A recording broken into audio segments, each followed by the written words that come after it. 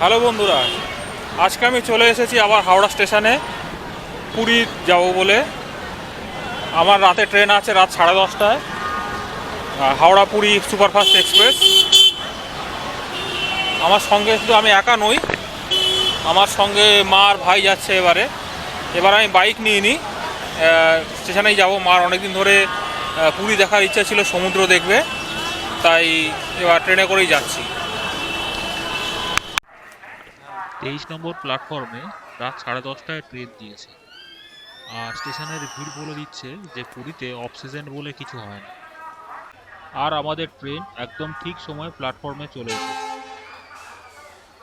আমরা আজ ধরছি 12837 হাওড়া পুরী সুপারফাস্ট এক্সপ্রেস, যেটা আমাদের পরের দিন সকাল 7:30টায় পুরী স্টেশনে নামিয়ে দেবে।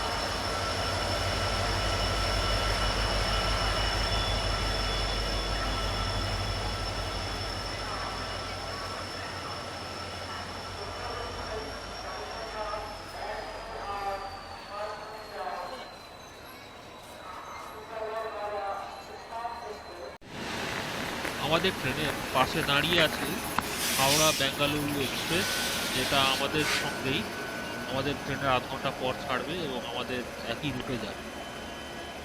আর আমাদের ট্রেন সঠিক সময় 10টা 35-এ হাওড়া ছেড়ে গন্তব্যের উদ্দেশ্যে বেরিয়ে গিয়েছে।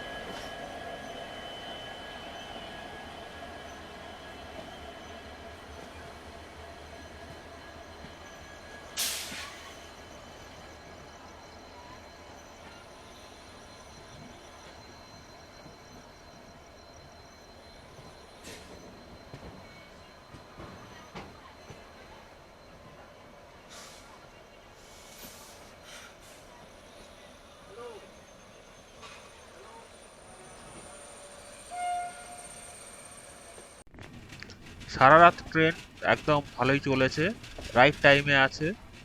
শুধুমাত্র রাতের অন্ধকারে ম্যাক্সিমাম জার্নিটা হয়েছে।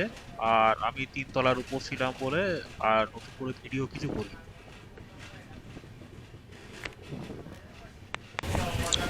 গুড মর্নিং সবাইকে। আর আমরা মোতার স্টেশন ছেড়ে খানিকটা এগিয়েছি, ট্রেন মোটামুটি টাইমেই আছে। আর ওই দূরে একটা পাহাড় দেখা যাচ্ছে।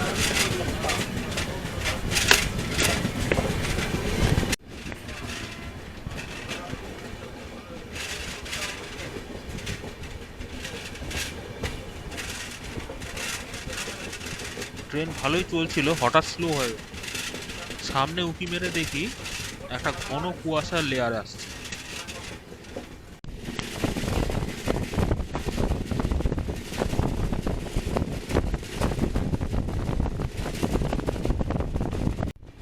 সকাল হওয়ার পর থেকে মোটামুটি এরকম চলছে।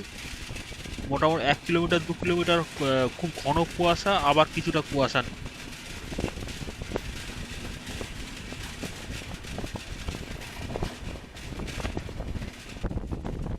এই ঘন কুয়াশাতেও ইন্ডিয়ান রেলওয়ে দারুণ কাজ করে দেখিয়েছে। ট্রেন শুধু টাইমে যাচ্ছে তাই নয়, এটা বিফোর টাইম যাচ্ছে। এরকম চললে আমরা 7:30টার আগেও মনে হচ্ছে পুরী পৌঁছে যাবো। আর এত ঘন কুয়াশা আমার চশমা আর ক্যামেরা পর্যন্ত ঝাপসা হয়ে যাচ্ছে। আর আমরা নেমে গেছি পুরী স্টেশনে। কুয়াশা ছিল বলে 15 মিনিট, আর কুয়াশা না থাকলে আধ ঘন্টা আগে পৌঁছাতো। প্রচুর লোক নেমেছে, শুধু মাথায় আর মাথা, পুরো কালো মাথাতে ভর্তি পুরী স্টেশন।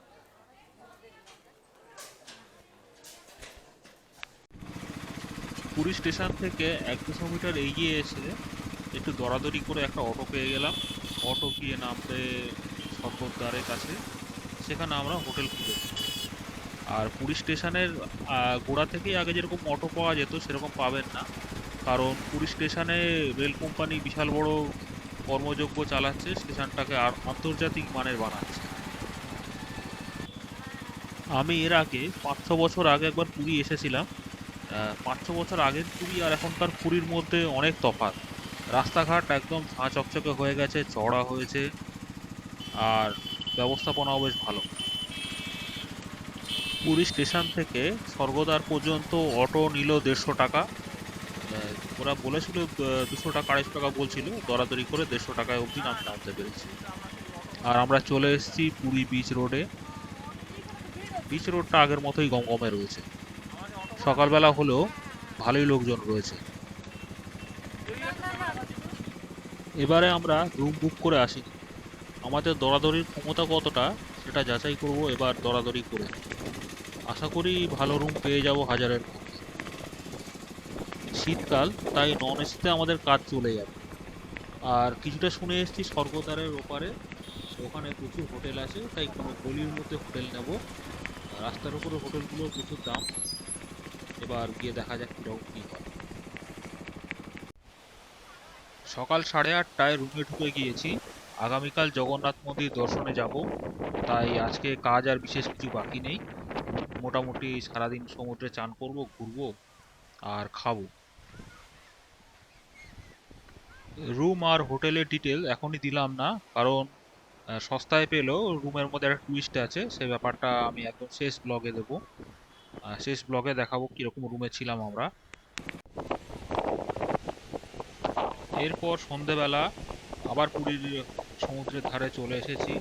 দুপুরে একটা লম্বা ভাত ঘুম দিয়ে উঠে সন্ধেবেলা এখানে এসেছি, 1 কাপ চাটা খেয়ে এবার সমুদ্রের ধারে খানিকক্ষণ বসে নিয়ে তারপর সমুদ্রের ধারে যে বাজারটা সেটা ঘুরে দেখব।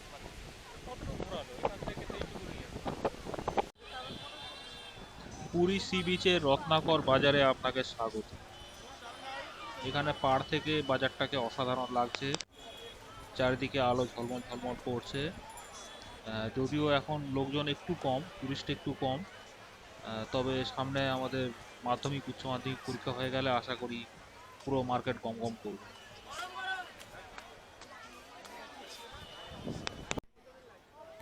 এরপর ঘন্টাখানেক মার্কেটটা ঘুরে দেখলাম। জিনিসপত্র যদিও সমস্ত কলকাতায় পাওয়া যায়, তবুও যারা টুরিস্ট আসে তারা স্মৃতিচিহ্ন হিসাবে কিছু কিনে নিয়ে যান, তার পরিজনদের দেওয়ার জন্য অথবা নিজে রেখে দেওয়ার জন্য। দাম মোটামুটি সাধ্যের মধ্যেই, একটু দরদাম যতটা আপনি করতে পারেন ততটাই আপনার সস্তা হবে। আপনার সব কিছুই আছে, স্টিলের হাঁড়ি কলসি থেকে চাদর, শাঁখের জিনিস, তারপর ঘর সাজানোর জিনিস, ব্যাগ, জামা কাপড় সব কিছুই আছে। এই মার্কেটে জিনিসপত্রের পাশাপাশি খাবারের দোকানও প্রচুর আছে। তবে একটা জিনিস আমি দেখে আমি বলে দিলাম যে মাছ ভাজা বা এরকম টাইপের জিনিসগুলো খাবেন না, কারণ ওগুলো কবেকার মাছ তার ঠিক নেই, এবং যে ব্যাটারটা ওরা ইউজ করে সেটাও আমার ঠিক ভালো লাগলো না দেখে, জিনিসটা অস্বাস্থ্যকর বলে মনে হলো। বাকি খাবারগুলো সো সো ঠিক আছে। প্রায় ঘন্টাখানেক মার্কেটে ঘুরে এরপর খিদে পেয়ে গেছিল, ডিনার করে আবার কিছুক্ষণ সমুদ্রের পাড়ে বসে আমরা হোটেলে চলে গেছিলাম। এরপর আবার কালকে আমরা জগন্নাথ মন্দিরে যাব, সেগুলোর আপডেট আগামী পর্বে আসছে। আপাতত বাই।